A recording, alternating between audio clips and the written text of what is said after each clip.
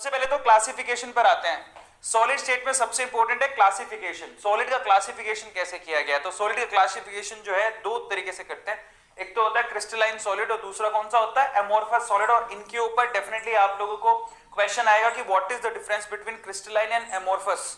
ठीक है, क्रिस्टलाइन ना रियल सॉलिड होता है, एमोर्फस रियल सॉलिड नहीं होते। जैसे कांच देखा आपने, कांच दिखने में सॉलिड लगता है बट वो रियल सॉलिड नहीं है, वो स्यूडो सॉलिड है। ठीक है, तो कांच में रेगुलर अरेंजमेंट नहीं होती। ठीक है, सो बहुत सारी चीजें जो कि कांच को सॉलिड के जैसी दिखाती हैं बट एक्चुअली वो सॉलिड होता नहीं है, उनको हम लोग एमोर्फस सॉलिड कहते हैं। क्या कहते हैं? एमोर्फस सॉलिड कहते हैं। तो दो कैटेगरी बना दी, एक तो क्रिस्टलाइन और एक एमोर्फस। जैसे आपने चेयर देखी है कभी, प्लास्टिक की जो चेयर होती है वो देखो, वो भी सॉलिड होती है, आप बैठते हो उसके ऊपर।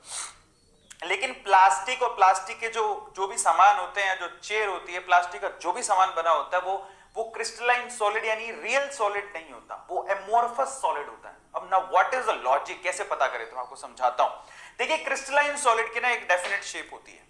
ठीक है, एक डेफिनेट शेप होती है, लॉन्ग रेंज ऑर्डर डिसिप्लिन भी होता है। मतलब उसमें जो एटम होते हैं वो बड़ी डिसिप्लिन तरीके से लॉन्ग रेंज के लिए अरेंज्ड होते हैं।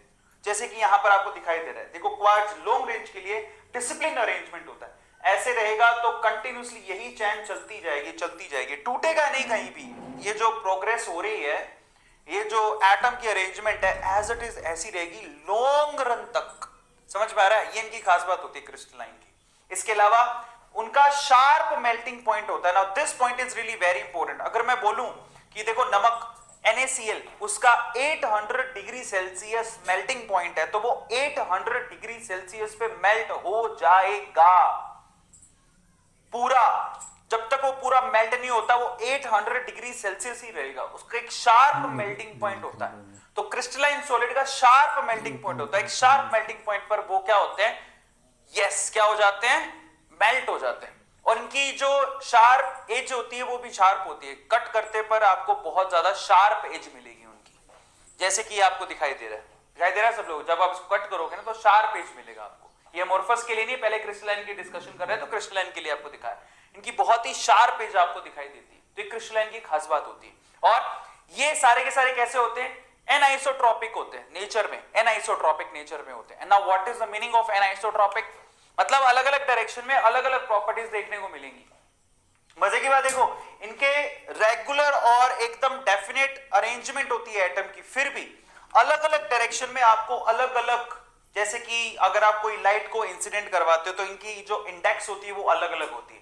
तो यहां पर है ना, ये एनाइसोट्रॉपिक होते हैं। समझ में आ गया? ये बहुत इंपॉर्टेंट है।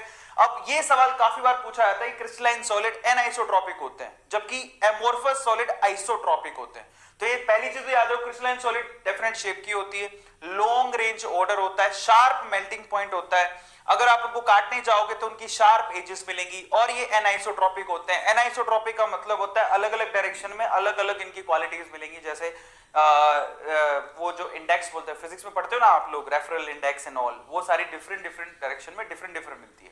सबको समझ में आ गया? और सबसे लास्ट बात है इसकी, ये ट्रू सॉलिड कहलाते हैं। दिस इज कॉल्ड रियल और ट्रू सॉलिड। ठीक है, सबको समझ में आ गया? यस। अब हम चलते हैं एमोर्फस सॉलिड की तरफ। एमोर्फस सॉलिड का क्या है? एक तो इररेगुलर शेप है, इनकी शेप रेगुलर नहीं होती, इररेगुलर शेप होती है। दूसरी, शॉर्ट रेंज के लिए ऑर्डर होता है, मतलब ऑर्डर कभी भी मिस हो सकता है।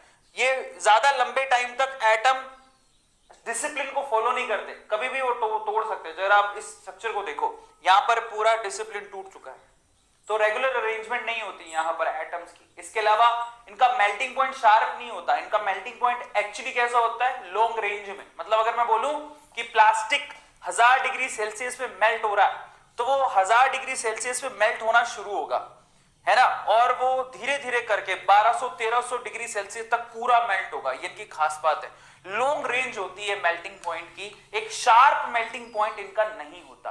ठीक है, इसके अलावा यहां पर जब आप कट करने जाओगे तो ये इनका इररेगुलर एजेस होते हैं। आपने कभी कांच को काटा है तो आप कांच को कभी भी काट के देखना, आपको इररेगुलर एजेस मिलेंगे। Is this clear? Regular edges नहीं होते हैं। कांच देखना, उसकी जो सरफेस काटने के बाद उसकी सरफेस एकदम स्मूथ नहीं होती है।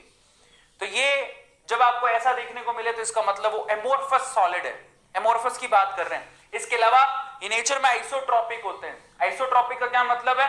किसी भी डायरेक्शन में चले जाओ, अरेंजमेंट तो इरेगुलर, इसका मतलब सभी डायरेक्शन में आपको जो ये रेफरेंस इंडेक्स वगैरह जो भी प्रॉपर्टीज होती है वो सेम ही मिलेंगी आपको।